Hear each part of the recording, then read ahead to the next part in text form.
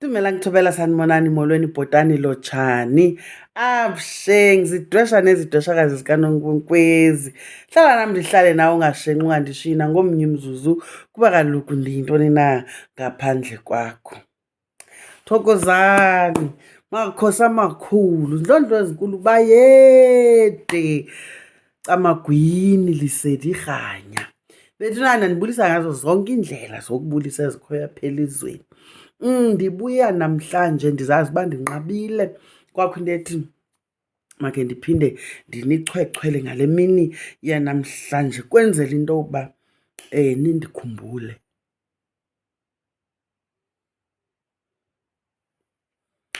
Uba ndisekhona.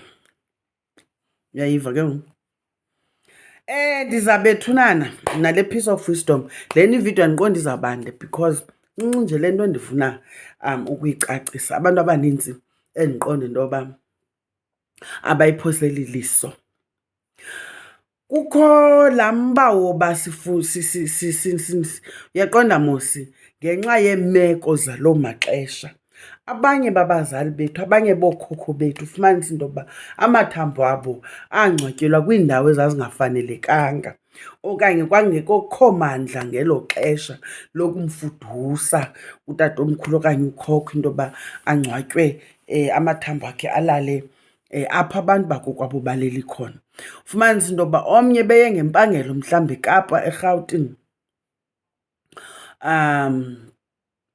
kuze ke ngoku ufumaniseke into yoba ukhunjulwa nguThixo kungekho mali yakungcwaba, uyaqonda? Mhlawumbi kwanele nje into yoba kufihlwe umzimba apha kule ndawo sikuyo. Awekho amandla okumthutha into yoba agoduswe. Kuthi ke ngenxa yento yoba umntu noko kufuneka efihliwe, kuncanywe ke kungcwatyelwe kuloo ndawo akuyo.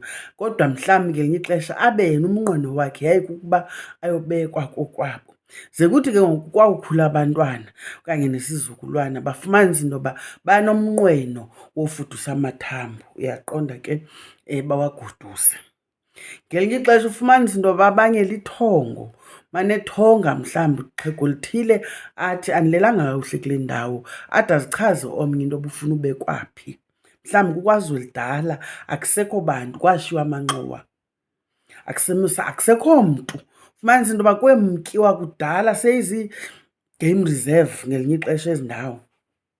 Uyayibona laa nto leyana? Kungampengempenge, uyayibona?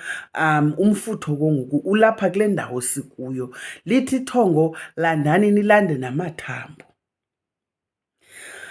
Now, into endifuna uyinqonkqozisa yilena into yoba yazini into yoba xa kufikelele elo thuba mhlawumbi wena uqonde into yoba umama wakho nibawela umsondeza mhlawumbi ingcwaba lakhe libe kufuphi nelomyeni wakhe, uyaqonda?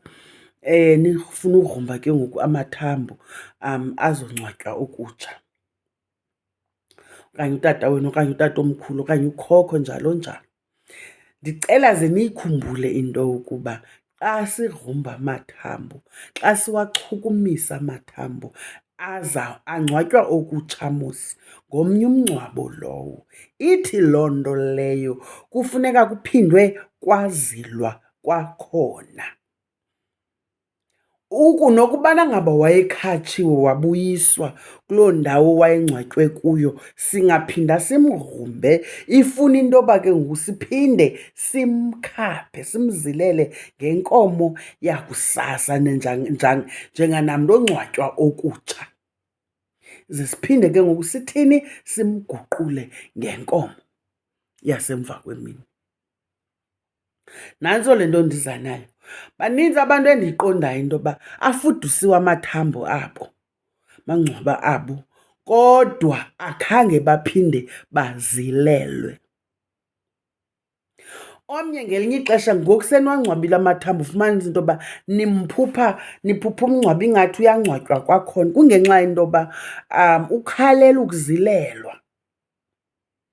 Kuthi umngcwabo kakuhle kakuhle thina ndlu kantu umngcwabo kuthi kokwakuzila.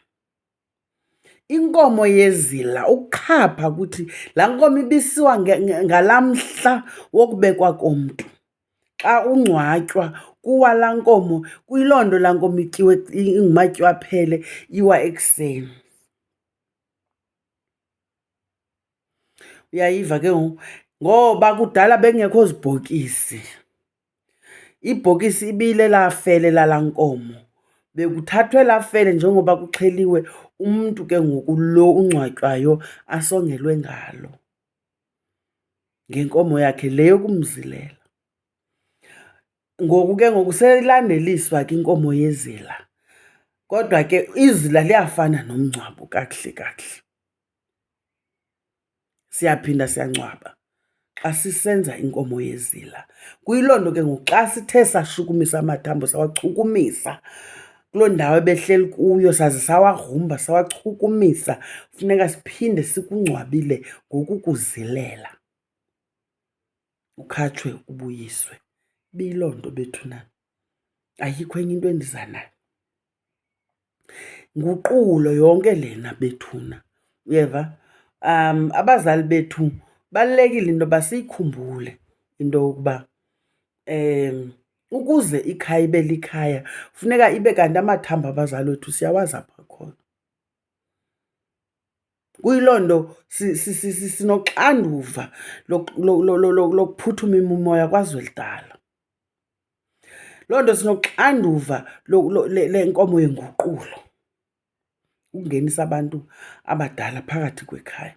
Ezinye izinto ezi ndizixelayo zizinto ezingadingi nokuvunyiselwa, azidingi negqirha. Uyayiva? Yinto ekumele uba yaziwe leyo, sisiNtu eso. Umzi ukuze ube umile kakuhle funeka kube kuguqulwe kweli khaya. Ngoku ke ngoku iwesi xa sizawuchukumisa amathambo sawugqiba singawaguquli. Iyafana ingathi abanikazi balo mzi, uyayiva, sisabalahlekisile, abakangeni kakuhle ngokomoya. Into esiyichukumisileyo ngamathambo abo, umoya wabo wona siwushiyile ngoba asibaguqulanga. Andazi noba ndiyavakala na. Uba andivakali bethunana, umntu uyawunditatsha ke, makhe sijonge. Ndiza niphendula ke ngoku kwii-comments. Bendingumntu onqabileyo nalapha kwii-comment section, fumanisa into yoba kuba nzima uphendula because kunokuxakekeka okuthile, but ndikhona namhlanje. Ndizawuphendula apho kukho khona imibuzo. And then also bethunana ndizawuba nentlombe phaa eMqanduli. Andidli ndiyalibala senje uba umema. Intlombe kaloku yamagqirha, intlombe ngabantu, uyaqonda. Ndizawuthini na? Igqirha limenywa entlombeni. Amagqirha amkelekile into yoba xa usiva igubu uthathise uthwasile nje.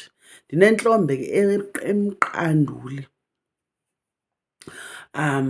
Ndifika ngosuku lwangoLwesibini siqhuba inguqulo. Sawubuya ngecawa kule veki siya kuyo. Ndizama ukuthi ke ndinguloo mntu ke anyone around Coffee Bay, Mqanduli, Mthatha, uyandastand, kwaba bantu ke bathanda ukuthi ingaske sikubone. Ndizabe ndikhona bethuna Camagwini, ze kube chosi kube hele. Keep on sharing and liking the videos, guys. I am growing, especially on Facebook.